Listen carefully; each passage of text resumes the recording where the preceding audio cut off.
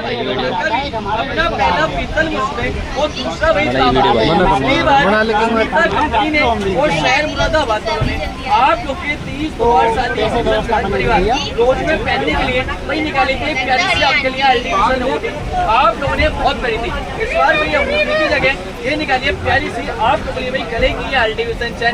भाई देखिए चैन की सबसे पहली खूबी मेरे भाइयों सोने से तो कम नहीं और जाए तो किसी बात का कम नहीं।